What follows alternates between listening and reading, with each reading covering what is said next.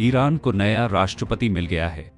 राष्ट्रपति चुनाव में सुधारवादी नेता मसूद पेजेशकियान को जीत हासिल हुई है। उन्होंने कट्टरपंथी माने जाने वाले नेता सईद जलीली को शिकस्त दी है। चुनाव में जहां पेजेशकियान को 53% से ज्यादा वोट मिले हैं, वहीं जलीली को 44% वोट मिले। इससे पहले 28 जून को पहले दौर की वोटिंग में किसी भी उम्मीदवार को बहुमत नहीं मिला था। ईरान के पूर्व राष्ट्रपति इब्राहिम रईसी की हेलीकॉप्टर हादसे में मौत के बाद नए राष्ट्रपति के लिए चुनाव हुए। ब्रिटेन चुनाव के बाद सभी की नजरें ईरान के चुनाव पर थी। पेशे से हार्ट सर्जन रहे पेजेशकियान देश में मोरल पुलिसिंग के कड़े आलोचक रहे हैं। पेजेशकियान का जन्म 29 सितंबर 1954 को पश्चिमोत्तर ईरान के महाबाद में हुआ। वे एक हार्ट सर्जन बन गए और Tabriz university of medical sciences के प्रमुख के रूप में काम किया। हालांकि 1994 में एक कार हादसे में उनकी पत्नी और बेटी की मौत हो जाने के बाद व्यक्तिगत त्रासदी ने उनके जीवन को बदल दिया। पेजेशकियान ने राजनीति में पहले देश के उप स्वास्थ्य मंत्री के रूप में प्रवेश किया।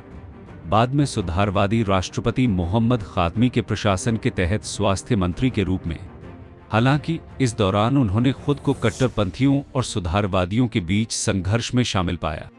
साल 2009 में ईरान में राष्ट्रपति चुनाव के नतीजे घोषित हुए तो देश में हिंसा भड़क गई और कई लोगों की जान भी गई। इस दौरान मसूद पेजेशकियान ने प्रदर्शनकारियों के साथ हो रहे बर्ताव की कड़ी आलोचना की, जिसकी वजह से वो कट्टरपंथी नेताओं की आलोचना का भी शिकार बने। मसूद पेजेशकियान ने साल 2011 में पहली बार ईरान के राष्ट्रपति चुनाव के लिए नामांकन किया था, लेकिन बाद में अपनी उम्मीदवारी वापस ले ली थी।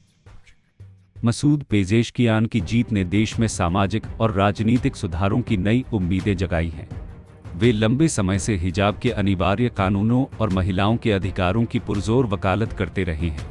उनकी जीत को एक ऐसे नेता के रूप में देखा जा रहा है जो देश में व्यक्तिगत स्वतंत्रता और मानवाधिकारों को बढ़ावा दे सकता है। विशेषज्ञों का मानना है कि पेजेशकियान की जीत से ईरान में कई महत्वपूर्ण बदलाव आ सकते हैं, जिसमें महिलाओं के अधिकारों को मजबूत करना और हिजाब कानूनों में संभावित बदलाव शामिल हैं। इसके अलावा उन पर देश की आर्थिक हालात को मजबूत बनाने और पश्चिमी देशों के साथ रिश्तों को बेहतर बनाने का भी दबाव होगा। अब बात आती है कि भारत और ईरान के बीच कैसे संबंध रहेंगे। भारत ईरान संबंधों पर क्या होगा असर? सवाल लाजमी है। भारत के लिहाज से देखें तो राष्ट्रपति रईसी के शासन में भारत का ईरान के साथ अच्छा रिश्ता था। अब सवाल है कि यह रिश्ता नई सरकार में यूं ही बरकरार रहेगा या फिर इसमें किसी तरह के बदलाव हो सकते हैं। हालांकि भारत के साथ रिश्तों पर भारत में ईरान के राजदूत इराज इलाही ने चुनाव परिणाम आने के पहले ही ईरान का रुख बता दिया था।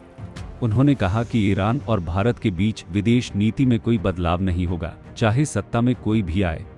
ईरान भारत एक प्रमुख बुनियादी ढांचा परियोजना चाबहार बंदरगाह में शामिल है। समझौते का हमेशा सम्मान किया जाएगा। बुनियादी ढांचे का विकास दोनों देशों के बीच सहयोग के आधारों में से एक है।